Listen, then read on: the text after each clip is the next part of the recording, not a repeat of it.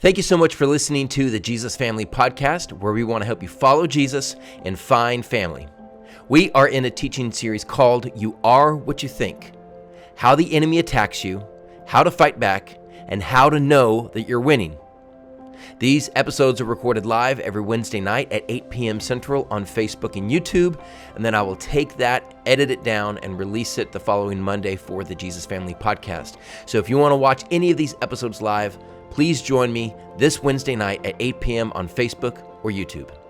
Let's jump into what this this first series that I want to do is, and it's called You Are What You Think, a Jesus Family series from Ephesians 6. I'll get into what the Jesus Family is. If you followed me at all on Facebook or social media, you realize I keep talking about this Jesus Family. What is that? Another conversation for another time. This one, I just want to try to really dive deep into spiritual warfare. You are what you think. And so that's what this is. That's what this series is about. So we are what you think. And we're going to go through that subtitle a little bit later. And it's how the devil attacks you, how to fight back, and how to know that you're winning. So for this series, we're just going to take August as a trial run, but honestly, I've got studies planned all the way through literally the end of 2023. If you guys think that this is a topic worth discussing, and we'll get more into that later, but we are going to go into episode one of this new series called You Are What You Think. This first episode is called Mad at Hell, and I'm playing off of an old movie that came out years and years and years ago called Network. So if you've ever watched that, truth be told, I actually have not watched the entire movie, but there's one scene in there that's famous because it's this broadcaster who just lets loose on the air, and it's a struggling, network, and they're just going to let this broadcaster say whatever he wants, and so he goes on these rants and raves, and people think that no one's going to like it, but it actually becomes the most popular show because someone is actually telling it how he is. And so at the end of this scene, is when he says, hey, I want you to go to your windows and shake your fist and say, I'm mad as hell and I'm not going to take this anymore. So that's where this episode title comes from. So it's going to be Mad at Hell, not Mad as Hell. So I'm going to play that clip, and I do not own the copyrights to it. And I say that, and so hopefully Facebook or YouTube will not pull this down because this is just a short clip. I do not own the rights to it. But this is the scene, and let's watch it together. Q Howard. I don't have to tell you things are bad. Everybody knows things are bad. It's a depression. Everybody's out of work or scared of losing their job. The dollar buys a nickel's worth. Banks are going bust. Shopkeepers keep a gun under the counter. Punks are running wild in the street, and there's nobody anywhere who seems to know what to do, and there's no end to it. We know the air is unfit to breathe, and our food is unfit to eat.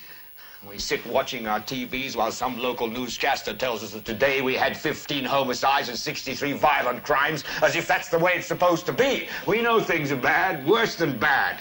They're crazy. It's like everything everywhere is going crazy, so we don't go out anymore. We sit in the house, and slowly the world we're living in is getting smaller, and all we say is, please, at least leave us alone in our living rooms. Let me have my toaster and my TV and my steel-belted radios, and I won't say anything. Just leave us alone. Well, I'm not going to leave you alone. I want you to get mad. I don't want you to protest. I don't want you to riot. I don't want you to write to your congressman because I wouldn't know what to tell you to write. I don't know what to do about the depression and the inflation and the Russians and the crime in the street. All I know is that first, you've got to get mad. You've got to say, I'm a human being. My life has value. So, I want you to get up now. I want all of you to get up out of your chairs. I want you to get up right now and go to the window, open it, and stick your head out and yell, I'm as mad as hell, and I'm not going to take this anymore. The reason I wanted to show that movie clip is because I think it just sets the vibe. So this whole series is going to be about how the devil attacks us, how we can fight back, and how to know that we're actually winning. But the first episode is you got to set the mood. You got to set the emotional mood, and that's what I want this video clip to serve as, just to set the mood that things are not good. And so, I mean, a little bit of a downer, but you gotta present the problem, and you got to communicate the problem before you can actually start to communicate the solution. And so this just sets the emotional mood for kind of where we're living in. And what's crazy, the craziest thing is that movie came out in 1976. And how much of it has changed?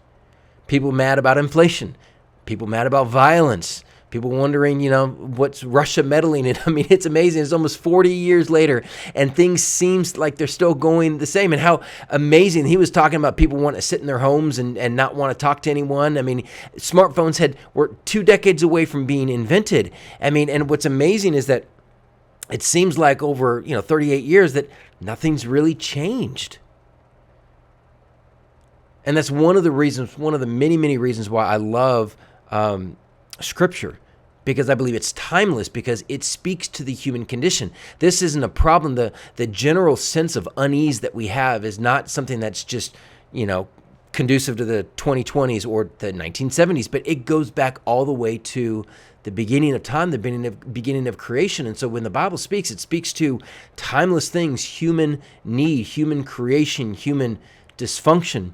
And so we can go back to ancient pages of Scripture and find solutions to modern problems today. But I think many of us would say, okay, whatever this guy is saying, I kind of get it. I kind of vibe with it. We just need to get, and so what I'm hoping to do is, like this broadcaster is just shake us out of our apathy to say, no, it's not okay how we are, what we are. And I don't think it's necessarily to get mad, for us to get mad as hell, but I want us to get mad at hell.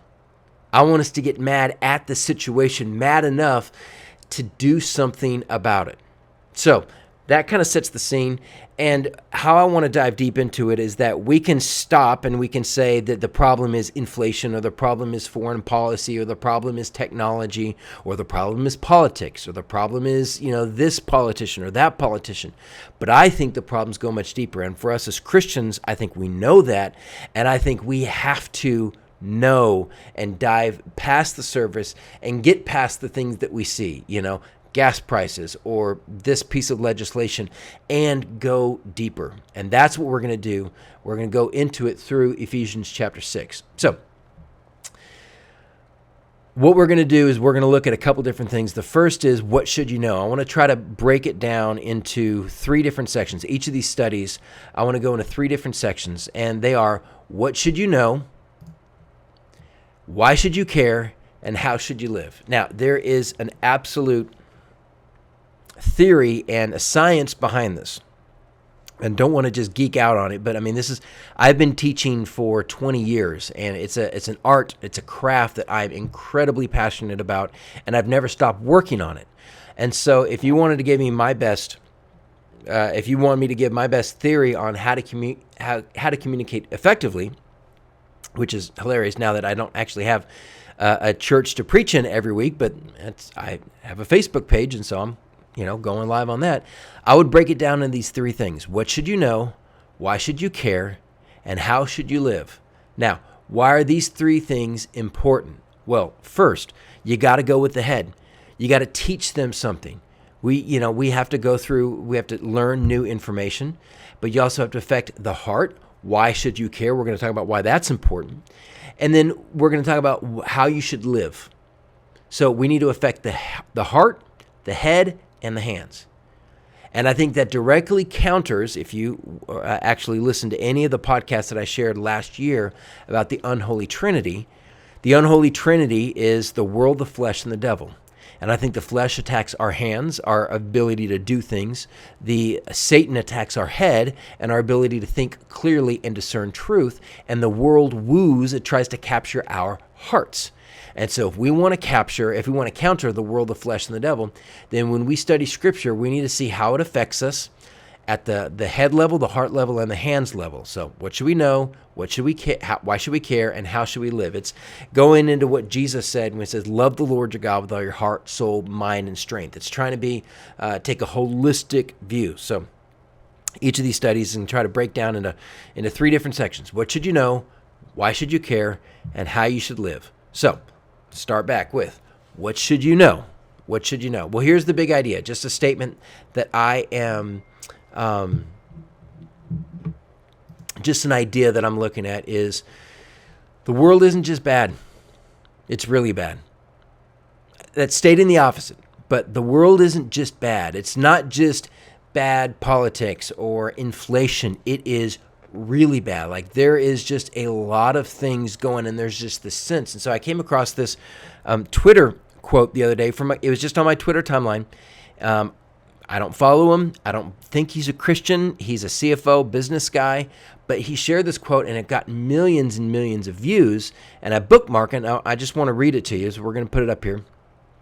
A guy named Robert Sterling, and see if this vibes with you at all. Again, I don't think he's a Christian. He's not coming at it from a scriptural standpoint, but he's saying, I'm telling you guys, there is something deeply unwell in our society right now. You're not going to see it if you're a member of the select far right-hand side of the bell curve. If you and your peer group are educated, financially successful, and healthy, our society probably feels better than ever. But travel outside that bubble, and most of us here, myself included, we inhabit, and you'll notice that those of us who inhabit this space, you'll notice a pervasive sense that something just isn't right. I don't know what it is. It's more than economic. It's more than physical health or anything material, though it certainly creates ripple effects across all those domains. It's nothing less than metaphysical. For lack of a better term, it's a vibe shift. It's a sense of apathy that you feel emanating from far too many people, especially from the young, who should have all the hope in the world. It's a lack of aspiration, of seeking a better life and better conditions for oneself. It's dead eyes, it's pop music and cinema that just feel lifeless. Teenagers not caring enough to get their driver's licenses anymore, or even to sneak a couple beers with friends. A world where too few of us feel like we have a purpose, and too many of us are finding nothing but despair on 6-inch phone screens. I don't know what the causes are. I'm sure social media, economic malaise, COVID lockdowns, fentanyl, and every other reason we hear about factor into it. All of those reasons, though, in aggregate still feel insufficient. They might be symptoms that compound the underlying disease, but they are not in and of themselves the root cause. I also don't know what the solution is. I wish I did. I'm one small person just trying to spread positive vibes on social media and trying to raise my kids right. But I am 100% certain that something is wrong, and I hate seeing it. And I wish there was anything I could do about it. Can I get an amen, somebody? Is there anyone out there that just gets this sense? We can't put a finger on it. You can look at statistics and it gives a sense of the symptoms, but not the root cause. And that's what this study, You Are What You Think, aims to do, is to go down to the root cause. So let me share just a couple of statistics. It took me 5 minutes of Googling some of these things off of some of the leading government websites. I mean, they're everywhere. But let me just give a couple of quotes that gives the sense of where we are. So 21%, according to Mental Health America, 21% of American adults are suffering from some type of mental illness. That's 50 million Americans. Now, you could say, are they just made up illnesses? Or, how is this jumping up so much? We can argue about that to the end of time, but I think we can all sense that our amount and degree of mental illness is heading in the wrong direction. And the COVID lockdowns did not help. Isolation did not help at all. So, let me give you another stat. This is from the CDC. In 2021, more than 1 in 5 students who should be the most optimistic seriously considered suicide, and 1 in 10 actually attempted suicide. It's 1 in 10. For LGBTQ students, the number of those considering suicide has jumped to 45%. That's a symptom that something is deeply wrong. We're not heading in the right direction. Let me give you another stat. In 2020, this is the National Institute of Mental Health. In 2020, there were nearly 2 times as many suicides in the United States as there were homicides. Like, what do we do with that? I mean, that's not good. there weren't as many homicides because we were all locked down. I get that. This is COVID. But still, the fact that there were twice as many suicides as homicides is not something that we need to take lightly. That goes back to the big idea. The world isn't just messed up. It's really messed up. Let me give you some about not just mental health, but the family. And these are ones that we've known about for years. The American Survey Center says a generation ago, the overwhelming majority of children were raised in two-parent households, but fewer children are raised in this type of household today. So the number of two-parent households are going way down. I was just talking to somebody like literally today about baseball, and their kids on a baseball team, and so the coach wanted to do a dad and son like baseball event, like a team building thing, but the other parents were like, no, we don't need to do that, and the coach didn't know why. It's like, hardly any of these kids have a dad in the house. Like, some of them are in jail, some of them are not there, and it's just and he's like, I didn't the coach said, I didn't even realize that. I didn't think of it that way. That's the reality that we're living in. And again, I know this is just, it's a huge downer, but believe me, like, we have to feel the weight of the problem before we have the motivation to actually do something about it. Let me just give you a couple more. American Survey Center again, 4 in 10, 40% of marriages end in divorce, and remarriage is common, especially among men, which frequently results in the creation of blended families. Over the past several decades, the marriage rate in the U.S. has plummeted, according to analysis from the Pew Research Center. Just over half of 25 to 54-year-olds are married. That is a 14% drop since 1990. The amount of adults who are marrying or entering into marriage is decreasing.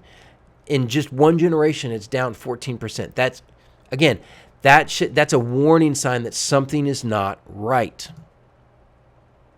The Gallup poll, this is for church, and don't want to beat up on the church, but it affects not just those outside the church walls, but those inside the church walls. Americans' membership in houses of worship continued to decline last year, dropping below 50% for the first time in Gallup's 8-decade trend. So Gallup has been trending, and keeping up with how many people are in a house of worship.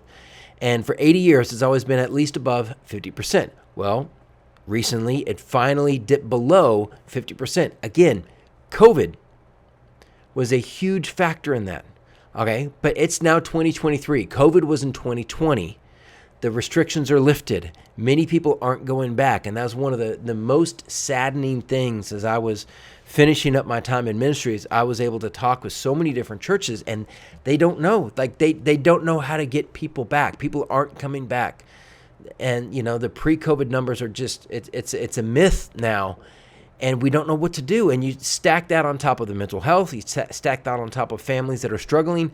And so that's where I get into this idea that our world isn't just messed up. It is really messed up. Now, more than just statistics, I think there's scripture that talks about this. And it's where we're going to be for the next, Lord willing, the next several months. Ephesians chapter 6, the most famous passage on spiritual warfare. Right at the beginning, Paul says this. He says, for our struggle is not against flesh and blood. Our struggle is not against flesh and blood. Now, one of the things I want to try and do is not just tell you what I believe or what you should believe, but I want to try to make a case of how I got to believe what I believe and see if I can make a case that's convincing enough that maybe you'll believe it as well. Because no matter what I say, there's going to be another pastor that could say something different or something completely opposite.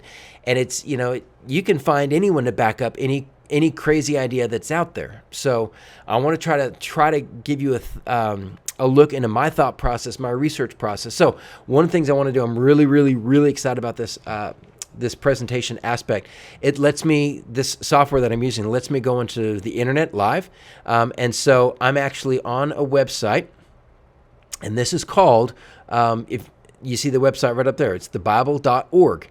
And so this is like one of those websites that allows you to look at different Bible translations, all that sort of stuff. So there's a bunch out there. I use Bible Gateway. The Bible.org is really good because of its Greek. You can also use the Bible app, that sort of thing. But right now I've got this pulled up, and you can see my little cursor. I'm doing it live, and we're going to spend a lot of time in this because when I do some word studies, this is actually where I go. It's a free website.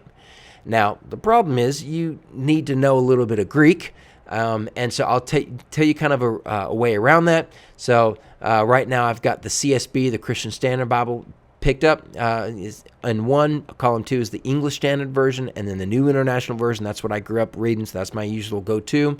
And then right here is, you got to take my word for it, this is Greek. And you might say, hey, I don't know what Greek is. It's all Greek to me. So here's what you can do. If you can look at all these different things, what you can do is you can actually look at the bottom, and you can look at the verse study. Let me just see if I can pull this up. So let's do verse study. Okay, so if you click on this, I'm just left clicking. You can do word study, you can do verse study. So if you go to verse study, what you're going to get at the bottom is all these Greek letters up here.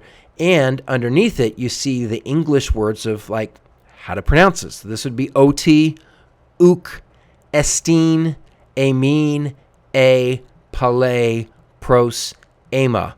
It's all Greek. I don't have to hit that little sound effect button again.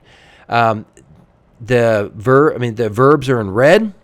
The nouns are in blue. Why is this important? So a lot of times when you want to find out what a Bible verse actually means, you can go to what your pastor says, and he's usually pulling it from a commentary. You can pull it from a commentary, but a lot of times they're pulling it from other commentaries, and so I like to actually go to the source material. So what you can do on each of these words is so this is our word that we're going to look at, pale, and that's where we get the word pale. That's struggle. We wrestle. We struggle. Our struggle is not against flesh and blood. We wrestle not against flesh and blood. So what you'll see over here in the corner is just a short definition. It's wrestling. It's a contest between two in which each endeavors to throw the other, and which is decided when the victor is able to put his prostrate antagonist, hold him down with his hand upon his neck. So it is this picture of sweaty, close, person-to-person combat.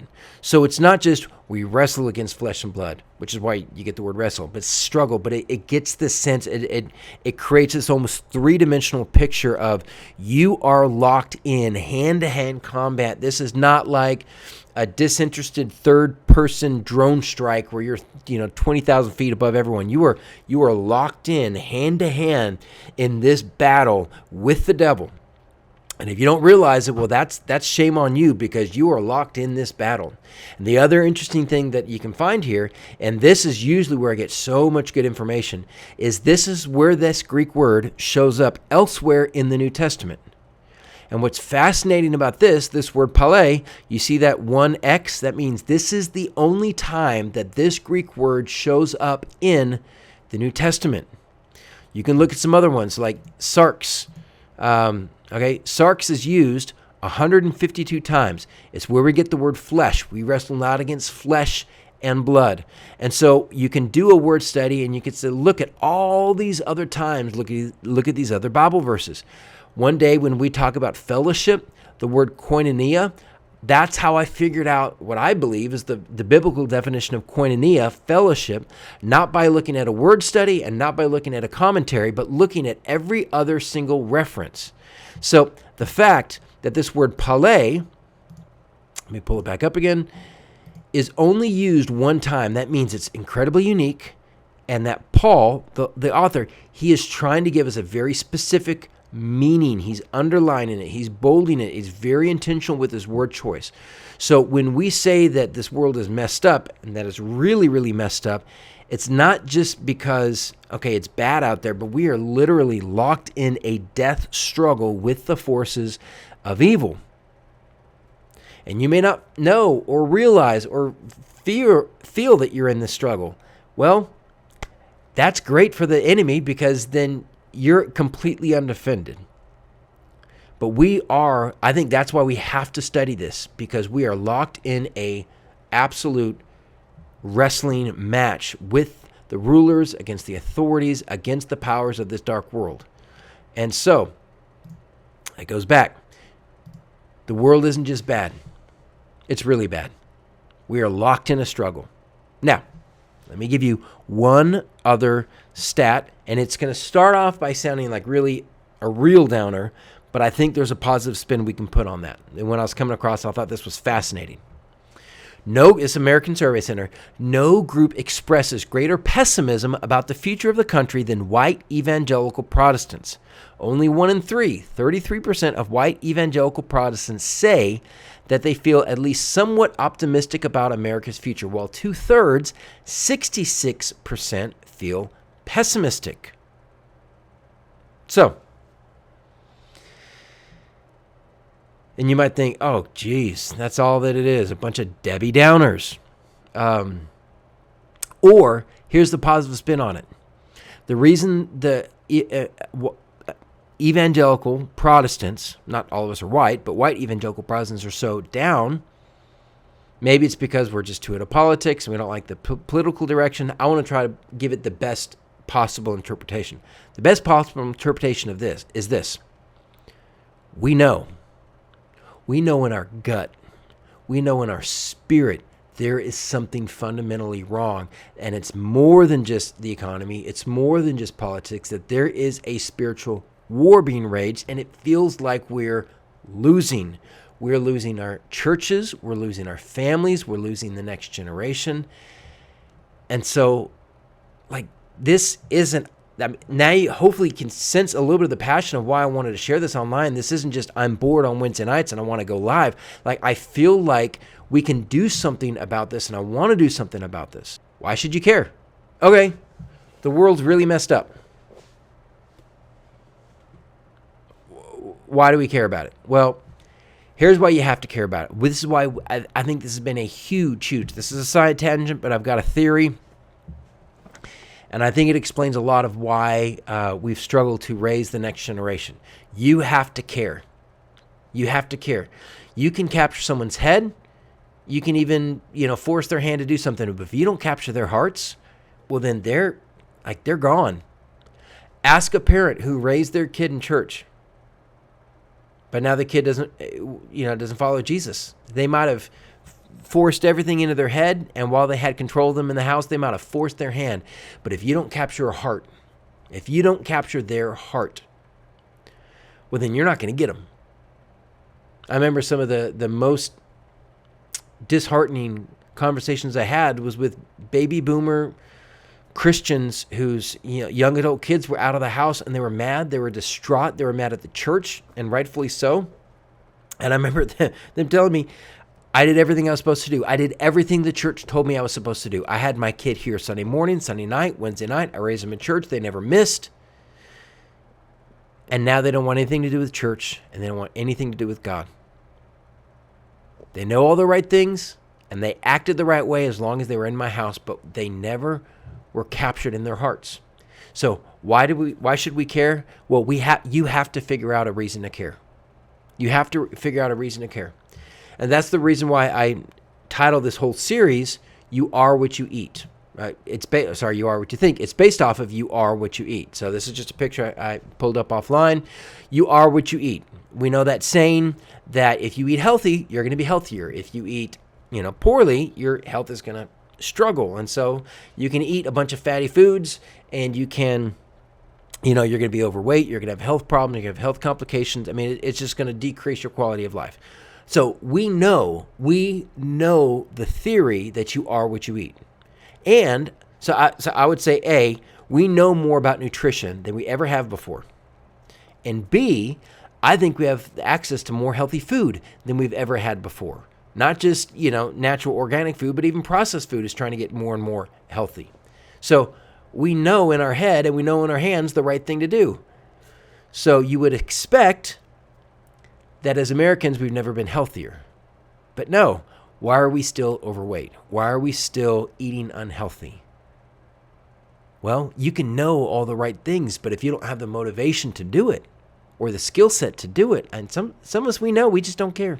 We just want to eat unhealthy. We want to eat comfort foods, or we don't feel like we can overcome it. So we know the general concept that if we eat healthy, we are going to be healthy. So that's the whole play for this series is you are what you think. In the same way, I want to make the whole case that Ephesians 6 ultimately is talking about our minds, because that's the primary way.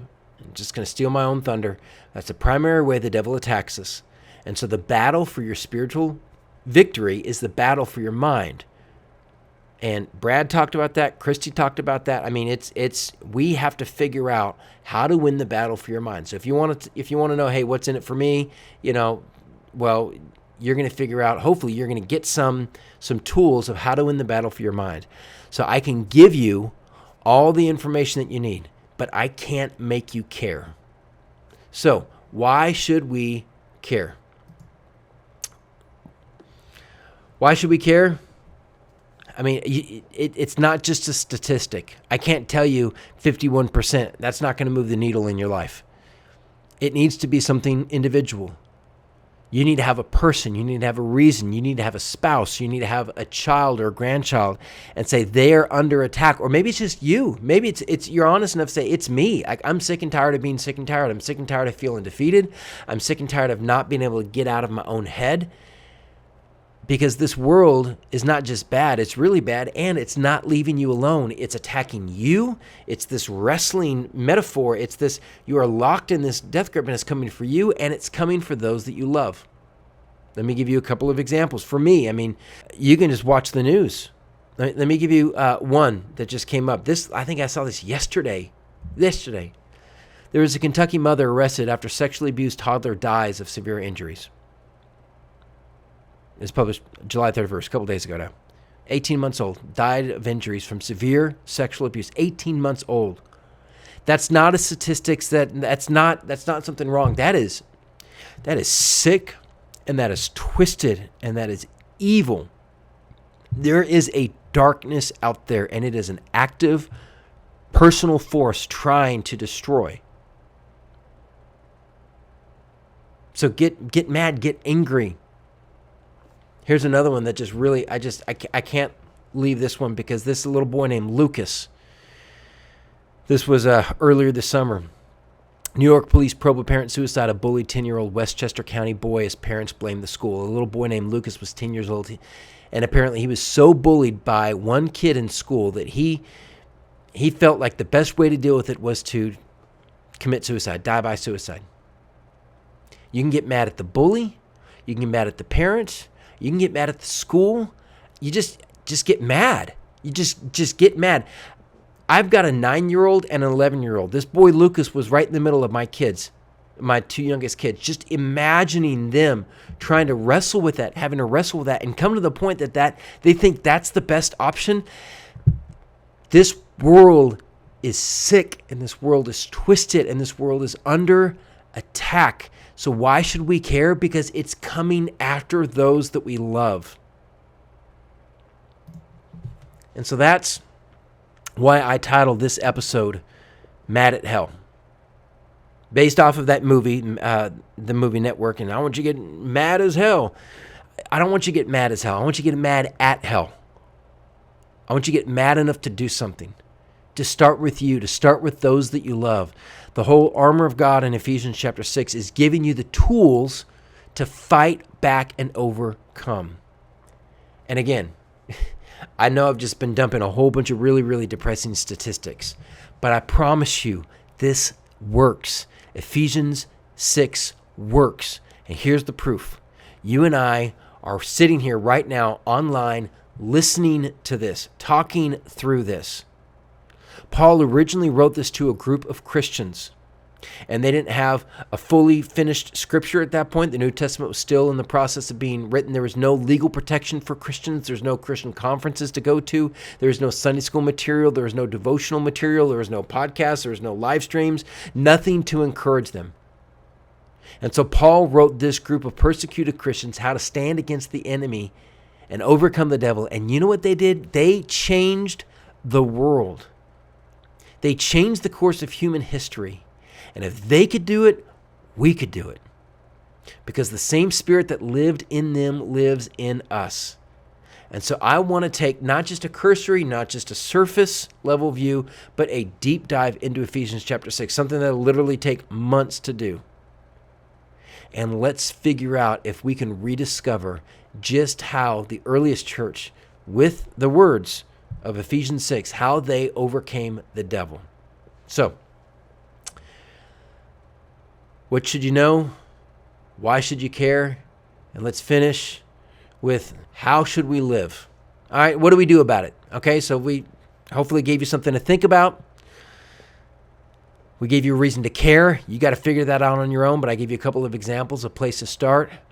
Well, how should we respond? Let me give you some bad ways to respond, and I'm going to have a little fun with this, but again, I want to give you some visuals. So here's some bad ways to respond with all this, this negativity and the pessimism and the overwhelming reality. One of our reactions is just to deny it. Don't be like Dan. Dan just denies it, and he just said, la, la, la, la, la, la, you can't hear me. I'm not going to listen to it. And I get it. People don't want to watch the news because they don't want to get depressed. I get it. But we can put our heads in the sand. And if we put our heads in the sand and just deny everything or just ignore everything, well, then that's great for the enemy because they will just attack everyone else and we won't put up any line of defense through the Spirit. So a bad way to react is to deny. Don't deny it. This world is really messed up. Here's another bad way to respond. Don't be like Flea and Frank. Frank just runs away. Frank just says, nope, don't want to do it. It was like almost like the monastic movement back in the early medieval ages. The world is evil. So instead of denying it, we recognize that the world is evil. So we're just going to run away. We're going to run away from it and not have anything to do with it. And in a way, that's a little bit of what modern evangelicalism and modern Christianity has done. We've run away. We've run with the four walls of the church has stopped being like an ER for the hurting, and it's become a fortress where we can escape. I mean, I remember when, in the 90s, the big thing to do was create fellowship halls and activity centers and stuff like that. And that was great, but what that allowed us to do is escape the world and stop hanging out in the world, and just we could recreate our entire social life within the safety of the four walls. And so a lot of people, we just run away from it, and unfortunately, we keep bringing our sin nature in with us, and so you can't run away from it even inside the four walls of the church. But I don't think we should run away. We don't need to deny. We don't need to run away. We also don't need to compromise. Don't be like compromising Carl. I couldn't really find a picture for compromising, but this is the guy that says, hey, man, you do you, I do me. That's great. Let's just start waving flags. And, hey, man, you do your truth and I'll do my truth, and we're just going to accept everyone and everything. So compromising Carl's the one he just says, I'm going to go along to get along. I'm just going to do it. If something in the Bible isn't popular, well, we'll just find a different interpretation. I'll just find a different way to read that verse, or we'll just ignore that verse.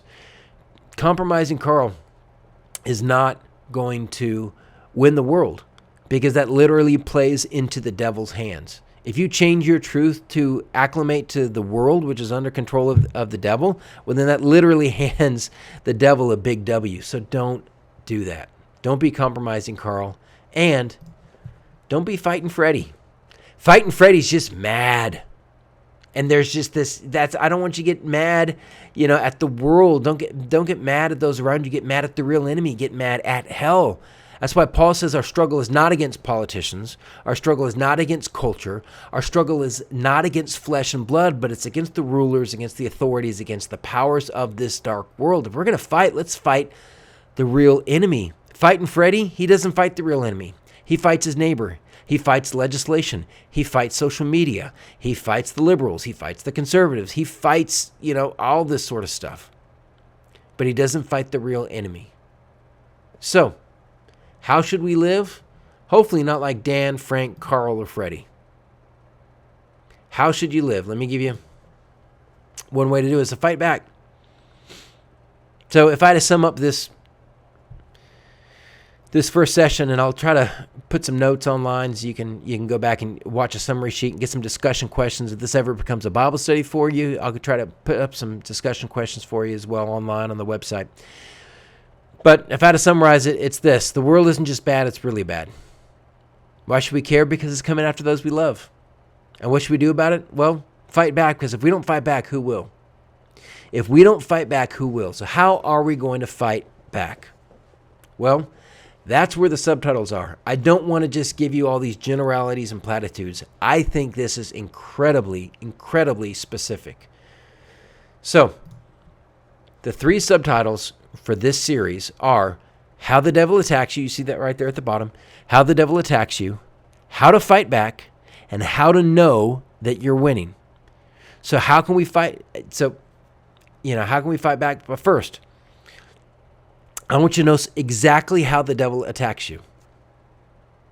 How the devil attacks you. And so that we're going to take 7 episodes to do that. Again, we're not rushing through it. I don't have anything else to do on Wednesday nights. If you don't like it, well, you could just click off, go somewhere else. Like I'm not trying to run numbers or run programming. Like this is just something that's passionate for me, and I feel the responsibility to share this and get this out there. So this episode is getting mad at hell, trying to just set the emotional and the spiritual mood. Next episode's going to be biopsy results. I'm going to try to paint as clear of a picture of exactly what and who is behind all of this. It's like when you go to the doctor and he runs a biopsy and he tells you, is that tumor, is that malignant, or is it not? And so I'm going to give you my biopsy, and I feel like I can do it because I am a doctor, just not a medical doctor. Episode 3 is called Decoding Enigma. If you remember back in World War II, one of the reasons that the Allies won is because they broke the code of the Nazi war machine. It was a secret code called Enigma, and no one can break it. Alan Turing and his group of folks, they broke Enigma, and we started reading the enemy's mail, and that was one of the big reasons why we won World War II. Well, if you look in Scripture, I think Jesus and later in Paul, they show us the devil's mail. They tell us, they expose exactly how he's attacking us. That's what number 3 is going to be. Number 4 is talking about why number 3 is important, because when I tell you what number 3 is, you're going to be like, oh, is that it? That doesn't seem like a big deal. It is. So we're going to take an entire episode trying to talk about why the devil's attack is so deadly and so effective. Number 5, episode 5 is Blitzkrieg. Still going with this war metaphor. The devil doesn't fight fair. There are 2 other weapons he uses, and it is a 1, 2, 3 punch. And if you want to explain just why our world is so messed up and even why so many Christians live defeated lives, you're going to find out why in episode 5. It's brutal, but we have to figure out why. Episode 6, trigger warning.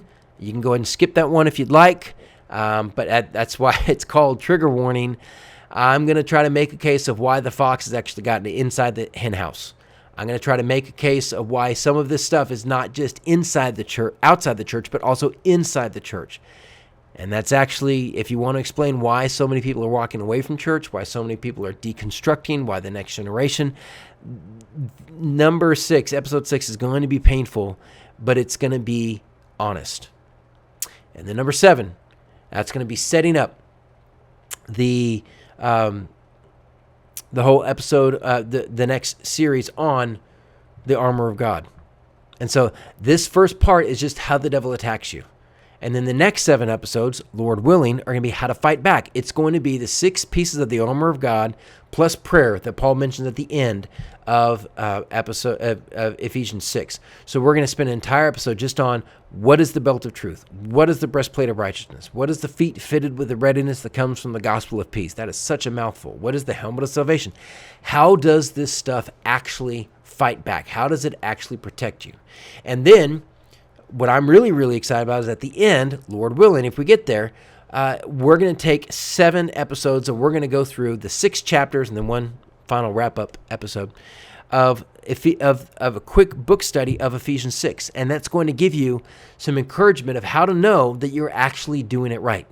I could tell you all the things you're supposed to do, but how do you actually know you're doing it right? We actually get that from the book of Ephesians. So anyways, as you can tell, I have put a lot of time and thought into this series, into the study. I'm super, super excited about it. And I hope that you can join and jump in. So that's enough for episode 1. I was just trying to set the stage. The only verse we walked through is Ephesians 6. And we really just camped out on one word: struggle. Our struggle is not against flesh and blood. So thank you. Thank you. And I know not a ton of you jumped on this first time because we're just trying to get the word out and just trying to share it. And hopefully it adds value to you. It adds value to me. I learn best by teaching. So thank you for just being along with me. And hopefully we'll see you next Wednesday at 8 o'clock. Spend a couple minutes discussing this question, sharing your thoughts, and I'll post a couple of them online in the days to come. So thank you all so much. Take care. Bye.